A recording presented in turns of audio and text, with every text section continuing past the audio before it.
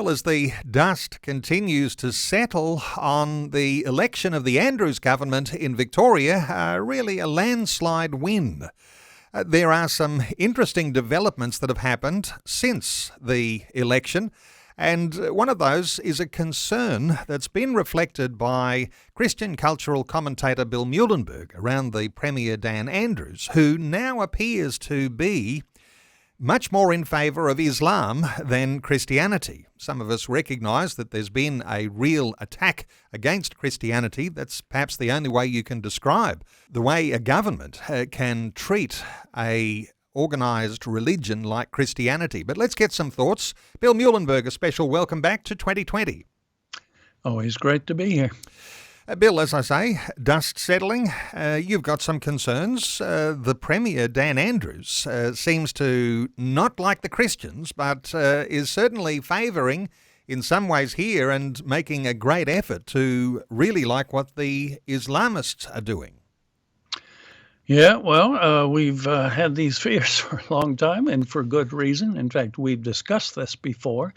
I'm just thinking way back to, 2006, the labor law, the anti-vilification religious tolerance bill that was passed. And under that, we had two Dannies, right? You might remember that famous case, the two Dannies, Danny Nalia, Daniel Scott, who were found guilty of vilifying Muslims. That was a big, huge case that they had to fight for a long time to finally get some kind of resolution. But Dan Andrews is now saying, now that I'm reelected, I intend to take this very same law and strengthen it, make it harder, make it easier for anybody to lodge a complaint if they're accused or suspected of being hateful and bigoted. So that really means more open season on Christians, more Muslims and others, atheists attacking Christians, saying you're being vilifying, you're not treating us with the love and respect we need. So yeah, he's just did that as all part of a big package, a $3 million taxpayer-funded package to promote, endorse, and celebrate Islam in Victoria, even though all the while he's been around. He's been demonizing and trying to cancel Christianity. So it's scary stuff. It's double standard stuff, but it's typical of Andrews and the Labor government. One might ask, is a support like this, when you talk about, funding packages, an Islamophobia campaign to stamp out racism against Muslims in Victoria, and while we'll understand that ordinary Muslims are just wonderful people, there's some things that actually do characterise their religion and political experience that every right-thinking person ought to be concerned about. So how do you describe this level of hypocrisy, Bill? Well, it is massive double standards. I mean, the whole madness of what Andrews is trying to do, right? He's been dumping on Christianity for years and years and years now, and part of what he would say is Christianity is intolerant, bigoted, narrow-minded, hate-filled. Just consider how supposedly we treat homosexuals. Well, we treat them like we do anybody. We love them. We pray for them. We want to see them come into the kingdom. We proclaim biblical sexuality has to do with only one morally illicit place, that is heterosexual marriage. That's where Christianity affirms human sexuality. Everything else is taboo. And yet here, of course, we have a religion, Islam, which, it certainly doesn't treat women well. It's quite happy to put infidels, people like you and me, to death. And it's got the same kind of hard line views of homosexuality. In fact, harder. I quote in my new article just some of the verses in the Quran, as well as some of the mainstream Islamic websites, all of them saying the same thing. Homosexuality is a grievous, horrible sin, most agreeing that the death penalty is what homosexuals deserve, including being lopped off, thrown off of tall buildings. That's even one of the prescribed ways that Islam says we should deal with homosexuals. So get this, we got Dan Andrews saying Christianity is hate-filled and intolerant, but we should embrace Islam because it's so loving and accepts everybody. Either he knows nothing about Islam or he's deliberately being deceptive. I think it's a bit of each. He's just trying to curry the favor of a few more votes of Muslims. Never mind, Christians still make up about 50% of the Australian population, Islam about 2%. So it's all politics. It's all the usual hatred of Christianity, affirmation of all other minority groups, no matter how bad they in fact are, and this is par for the course with Dan Andrews. Let me throw a broadside at you, Bill Muehlenberg. Given this week's news coming out of Indonesia and tightening the way that they are going to be treating people who are homosexual or arriving and staying together but not married. I know they've got deeper laws around alcohol abuse in Islamic nations like Indonesia. You could actually, put the shoe on the other foot, Bill, and say, isn't this good that the Premier, Dan Andrews, is affirming all of those good behavioural issues that come out of Islam? Well, again, and it's a good point indeed. It's the double standards. The left, Andrews, Labour, they hate Christianity because we do affirm morality, sexual morality. We think marriage should be kept sacred, the whole bit. And yet in Islam, it's not just frowned upon, it's made illegal, right? I'm not aware of too many Western countries that, it's against the law to have premarital sex. I don't think there's any in the West. And yet here, Indonesia, as you say, just recently came out. Whether you live there, whether you're a visitor, it is illegal to have premarital sex, and we will deal with you with the full force of the law if you do. So again, I'm trying to put two and two together. Dan Andrews hates Christians for being bigoted and intolerant. He's loving and embracing Islam. And yet just to our north, our Islamic neighbor is saying, hey, you will be arrested. It is illegal to have premarital sex and things like that. So again, Dan, what's it going to be?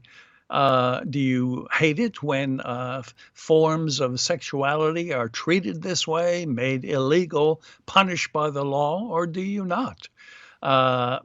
You can't beg Christianity for wanting to affirm a high view of marriage and family and yet give a free pass to Islam for, in a sense, doing similar sorts of things, but in different ways and for different reasons. No doubt he would say that support for Islam, for Muslims in the wider community in Melbourne, is because they are a minority group. And because perhaps as a reward for voting for a Labor government in Victoria. In some sense, you can't complain about a government that supports in some ways, more especially, those who will vote for them, because there hasn't been a lot of love shown towards Labor from the Christian side, and he may well just be rubbing some salt into the wound. Well, he is, no question. But is that how government is supposed to be operating in the democratic West? Is that how we're supposed to have governments favoring some groups, usually noisy minority groups, while ignoring the majority of the population, while in fact going after, persecuting, in this case, Christians, while giving special benefits, favors, and taxpayer funding to groups like Islam? Is that how we're supposed to operate? I would have thought any decent person, whether you're a Christian or not, whether you're of the left or the right, you would have said, hey, this isn't right. Governments and rulers are meant to govern for everybody. The rule of law should apply equally to everybody. There shouldn't be favoritism. You shouldn't be giving rewards to voting blocs who might happen to favor you at elections. That's not how real good governance is supposed to take place. So I don't know of anybody who would countenance that. Sure, it's politics. It's what Dan Andrews excels at. But is it right? Is it proper? Is it something any Victorian or Australian should be proud of? In some sense, Bill, Islam seems to flourish with their intimidation practices. And we can look at various nations around the world where that Islamic morality is backed up by an intimidation. which is threatening. And so Christianity doesn't have that same intimidation and threat. In fact, Christians didn't vote in the other side or didn't get a Christian member elected into the lower or the upper house in Victoria. So why would the Christians feel like they would have any sort of power or intimidation? Well, we don't have any power, and it's getting less and less. I mean, right? It's not just picking on Dan Andrews and Labor, right? We even had Christians running for the Liberals. Remember how they were treated just before the election? At least one of them was effectively disendorsed because she went to a church that affirmed biblical morality. Another one who was in the Libs, right? Bernie Finn, was kicked out because he's a conservative Christian who's pro-life, pro-family. So we're not just picking on Labor here. The Liberals have been just about as bad, just about as hopeless. So we have no two-party system here. We basically have one. We have Labor and the Greens, and then Labor light Libs. So that's not a way to run democracy either when there's no opposition. So yeah, Christians are more and more being marginalized, persecuted, moved to the fringes. And as I said, the strengthening of the Victorian Toleration Act will just get worse for Christians. In fact, we see no help at all for Christians in Victoria, but we see all government resources, that is taxpayer dollars, going to the defense and promotion of Islam. So this is scary stuff in my view, and I think it's only going to get a whole lot worse. So the contrast between the two, what you've described as a hatred for Christians and a love for Islam, and perhaps that shines through in those words that he reportedly said, "Peace be upon the Prophet." And he's making a reference to the Muhammad, the Prophet of Islam. Yeah, well, he did say that. It's more than reportedly he did. I've got the quote there. I've got the links in my article.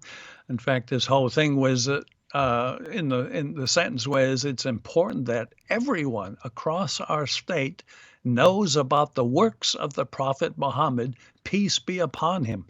Right, this is your typical, whenever you mention his name in Islam, you're supposed to say that. So what, is Dan Andrews now a Muslim? Is he doing exactly Islamic bidding when it comes to the Prophet, who should not be ridiculed or, belittled in any way, while he full-time belittles and ridicules Christ and Christianity?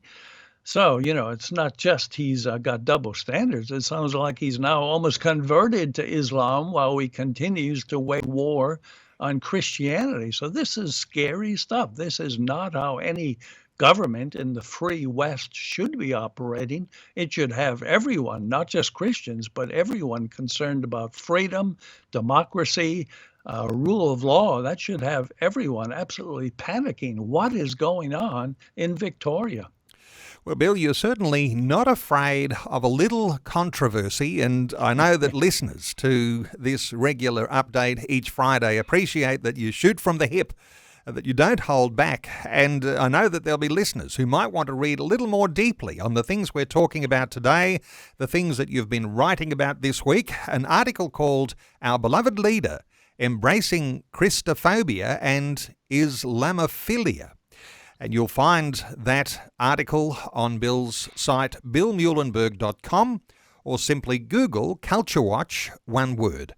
Bill Muehlenberg, thanks so much for your update today on 2020. Thanks again, Neil.